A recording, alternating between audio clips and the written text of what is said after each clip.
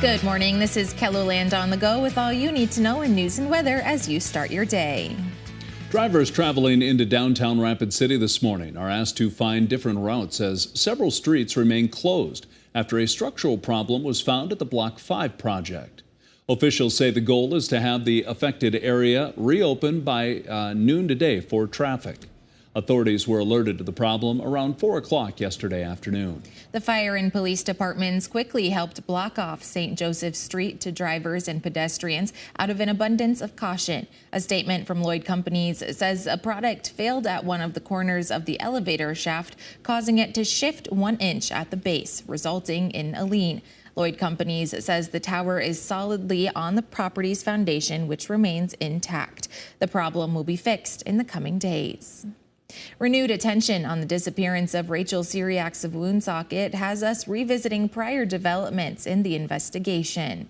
Her family reported her missing in December 2013, and then the next month a pickup connected to her was seized as evidence. Its bottom was damaged. In 2015, the Sanborn County Sheriff posted a picture on Facebook of a quilt as well. It had been missing as long as Rachel had.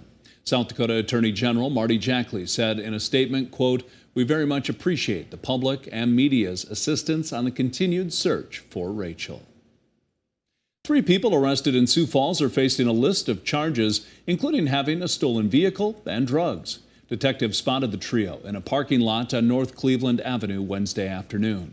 When the officer pulled up behind the car, a passenger got out and started running, but police caught up with him. Meanwhile, the person behind the wheel tried driving away.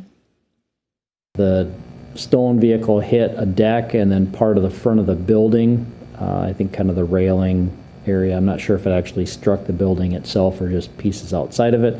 They were not able to get away. The driver, Alicia Spoonmore, faces the most charges, including grand theft. Police say she was also in possession of meth and pills.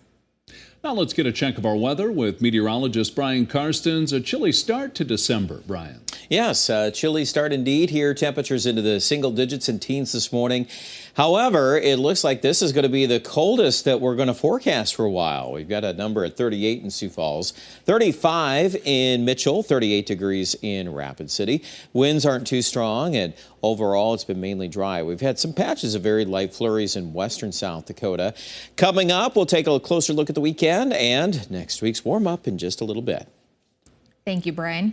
The KELOLAND KDLO tower that services viewers in the Watertown, Aberdeen, and Huron region has reached a height of 560 feet, which will allow some viewers to watch with their antennas. The original 1,705-foot tower was destroyed in a December storm last year. It takes time to install 20-foot sections of the tower that will eventually be taller than the Empire State Building. It's so tall that cranes can't be used. Building the tower is really interesting. We start out using multiple cranes to get to about the first 200 feet. And then as we start going above there, we get to a point where, there aren't cranes that are tall enough to do this work. As you think about the height of the KELOLAND tower, this is going to be about 25 stories taller than the Empire State Building. So there's not cranes that would reach that height.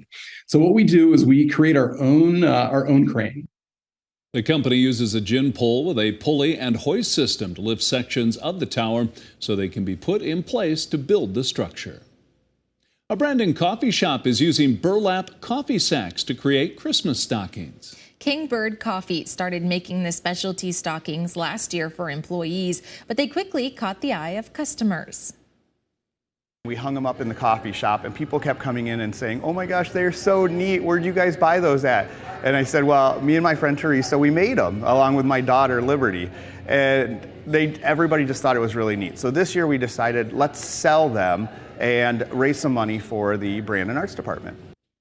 Kingbird is selling the stockings for $15 a piece, with 100% of the money benefiting the Brandon Valley Art Department. They have about a dozen stockings ready to go, but will keep making them as long as there's a demand.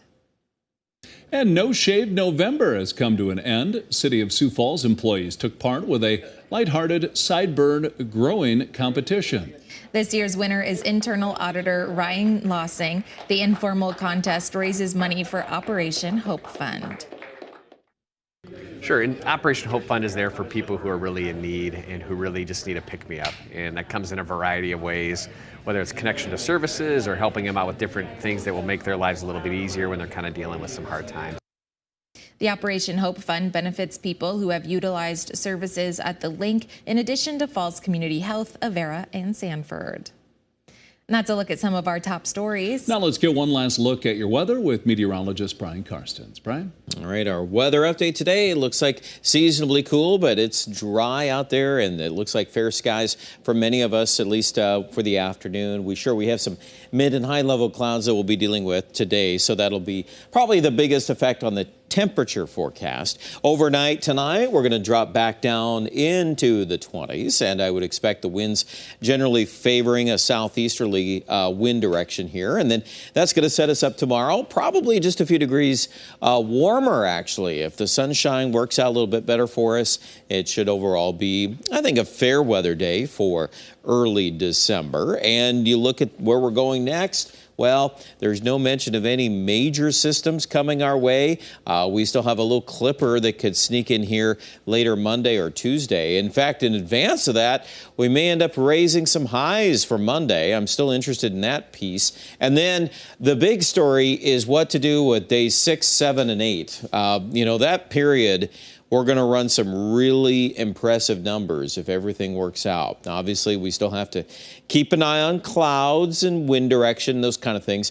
But, a lot of these parameters are really stacking up for some exceptional weather for early December standards. Remember, record highs now, close to 60 for most of the days next week. So that's where we need to go if we're going to set records. And, we've got some potential there. Stay tuned. 37, our projected high today in Pierre, 38 degrees in Rapid City. Here is a look at the 7-day forecast. And 40s for the weekend, low 40s. Then we're up to 46 Monday, and that day could sneak in a little higher than that. Tuesday, northwest winds. I think we will cool down. We'll watch that more into Minnesota, but then we'll turn the corner, and then that Wednesday, Thursday range should be warmer in the 50s. Aberdeen also a projection of 50 degrees by Wednesday and Thursday. Yes, that just makes winter, you can't ignore it. It makes it shorter, doesn't it? You take another week of weather like that. Here, I would argue maybe that 20% chance of moisture in the west. We'll see if any of that makes it to Pierre. We kind of left that alone for the Black Hills later Sunday or early Monday, but that's just kind of opening the door to all this mild weather. Check out the details. They're online at KELOLAND.com.